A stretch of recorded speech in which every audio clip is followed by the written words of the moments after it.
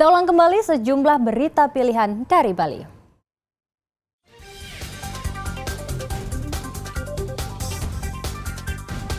Tim SAR gabungan mengevakuasi seorang pendaki gunung asal Buleleng saat sedang mendaki puncak Gunung Agung.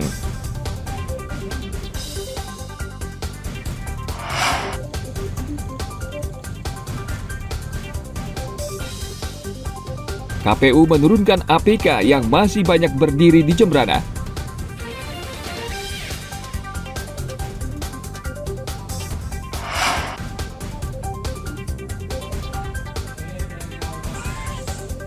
Warga desa adat Dude di Kecamatan Selat Karangasem menggelar tradisi unik perang api atau biasa disebut tek-tek pris.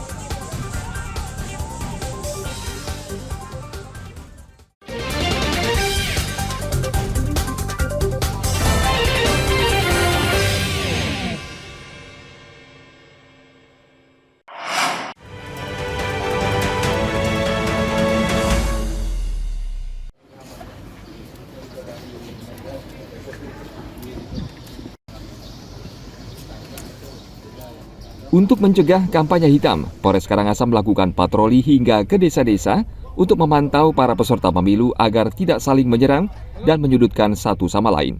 Polres Karangasem dan Polda Bali juga gencar melakukan patroli siber di media sosial.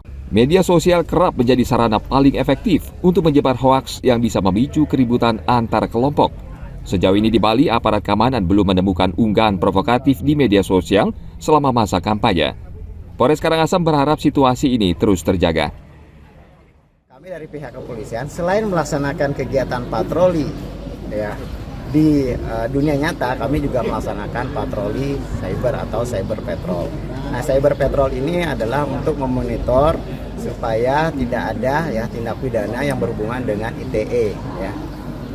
Kami sudah melakukan kegiatan itu sampai sekarang ini belum ada yang terindikasi yang bisa memecah persatuan kita atau memenuhi unsur-unsur dari tindak pidana yang ada seperti tertuang di dalam undang-undang pemilu.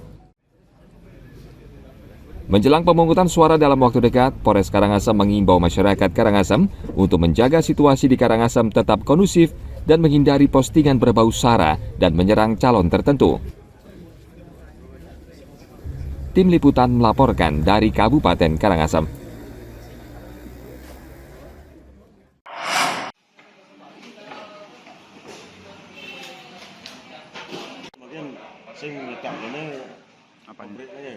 KPUD Kabupaten Gianyar saat ini sudah selesai menyeting kotak suara dan awal pekan ini, KPU Gianyar mulai menyeting dan menyortir kelengkapan pemilu, termasuk salinan DPT serta lembaran bukti terima barang dari KPU untuk PPK di semua kecamatan. Agar sesuai jadwal, KPU merekrut sekitar 30 warga dan petugas sekretariat KPU untuk mempersiapkan logistik, termasuk menyeting DPT dan lembaran bukti penerimaan barang untuk PPK dan PPS.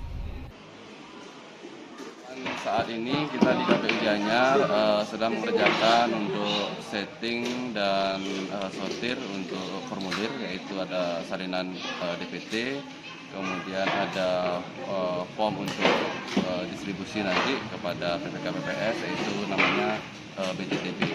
Sekarang kita melibatkan tenaga kesehatan kurang lebih 10 orang, kemudian ada tenaga helper kurang lebih 15 orang. Kotak semua sudah kita segel, kemudian kotak juga sudah kita setting untuk pengirimannya, sudah kita isi judul pengiriman dan jadwal pengirimannya, sehingga nanti kita mulai pengiriman untuk di kotak suara itu di tanggal 10, 11, dan 12. Setelah penyetingan logistik selesai, KPU segera akan mendistribusikan seluruh logistik pemilu ke tempat penyimpanan di kantor desa atau kelurahan, dan selanjutnya petugas KPPS akan membawanya ke sekitar 1.900 TPS yang tersebar di 7 kecamatan di Kabupaten Gianyar. Tim Liputan melaporkan dari Kabupaten Gianyar.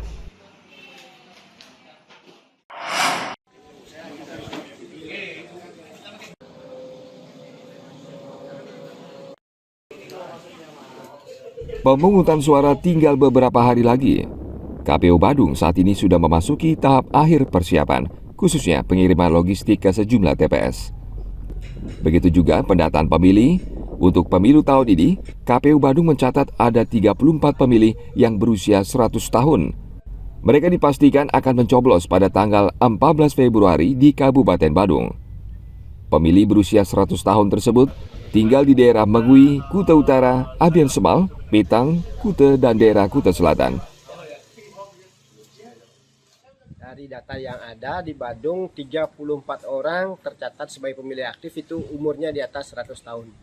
Nah, ke-34 ini tersebar paling banyak di Kecamatan Mengui, Kuta Utara, Abian Semal, Petang, Kuta, dan Kuta Selatan. Jadi hampir semua kecamatan ada, tetapi terbanyaknya di Abian Semal, Kuta Utara, dan Mengui. Itu kita usahakan memilih karena di pemilu 2024, kalau misalnya yang bersangkutan tidak mampu lagi ke TPS, maka TPS 6 dan TPS 7 boleh dapat hadir ke tempat yang bersangkutan untuk memberikan kesempatan yang bersangkutan agar dapat menggunakan hak pilihnya. Sebagian besar dari 34 pemilih usia 100 tahun lebih ini berjenis kelamin perempuan. Mereka umumnya mengalami kesulitan berjalan menuju TPS. Maka dari itu petugas KPU akan datang membawa surat suara agar mereka bisa mencoblos di rumah. Ana Agung Gede Agung melaporkan dari Kabupaten Badung.